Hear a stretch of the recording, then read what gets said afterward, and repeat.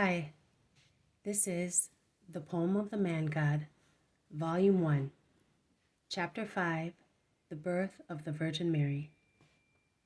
26th August, 1944.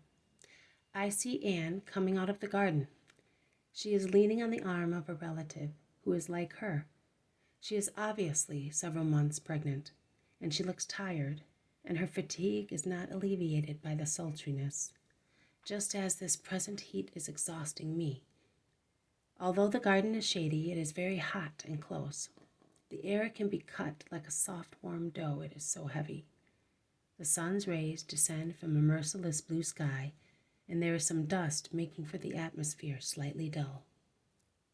The weather must have been dry for a long time, because where there is no irrigation, the land is literally reduced to a very fine, almost white dust.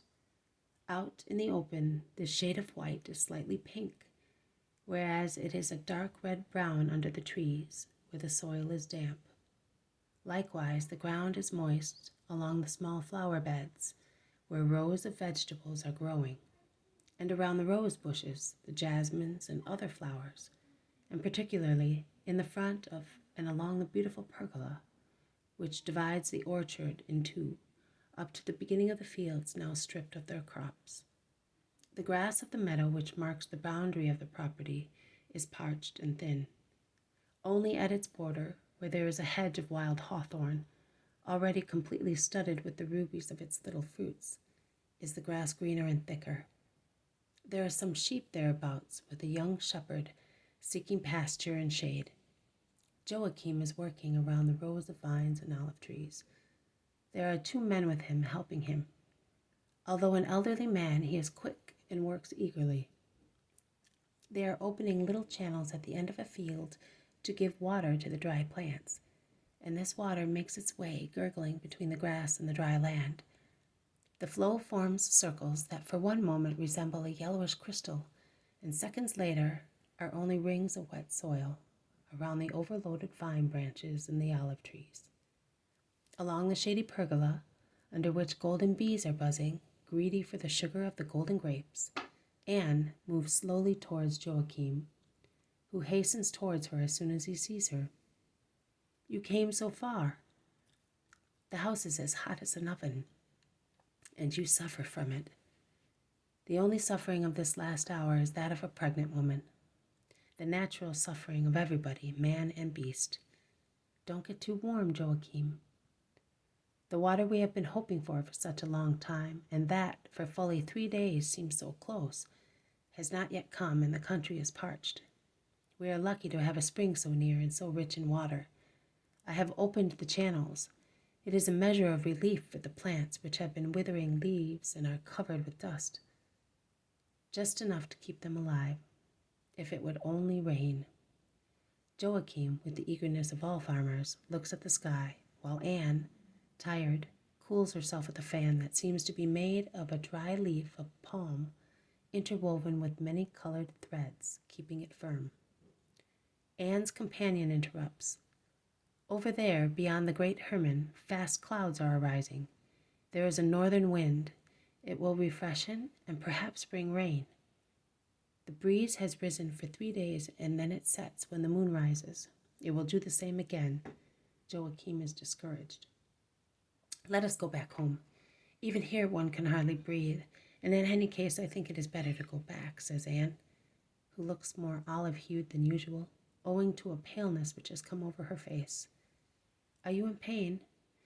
"No, but I can feel the great peace that I experienced in the temple when I was granted the grace, and which I felt once again when I knew I was pregnant. It is like an ecstasy, a sweet sleep of the body, while the soul rejoices and calms itself in a peace that has no bodily parallel. I have loved and still do love you, Joachim. And when I entered your house and I said to myself, I am the wife of a just man, I had peace. I have felt the same every time your provident love took care of your Anne. But this peace is different. Understand, I think that the soul of our father Jacob was invaded by a similar peace, like the soothing given by oil that spreads and appeases after he dreamt of the angels. and possibly more accurately, it is like the joyful peace of the Tobias after Raphael appeared to them.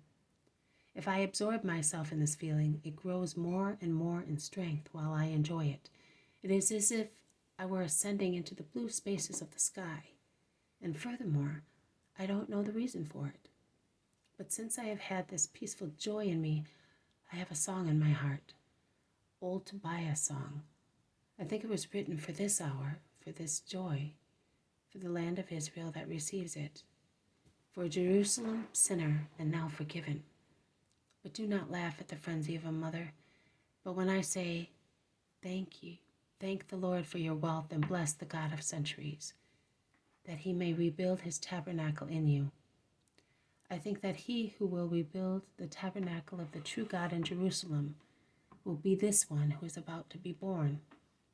And I also think that the destiny of my creature was prophesied, and not the fate of the holy city when the song says, you shall shine with a bright light. All the peoples of the world will prostrate themselves before you. The nations will come bringing gifts.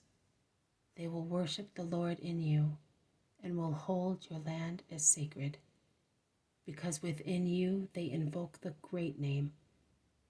You will be happy on account of your children, because they will all be blessed, and they will gather near the Lord. Blessed are those who love you and rejoice in your peace. And I am the first to rejoice, her happy mother. This has been The Poem of the Man God, Volume 1, Chapter 5, The Birth of the Virgin Mary. Thank you for listening. I'll see you tomorrow, and may peace be with you.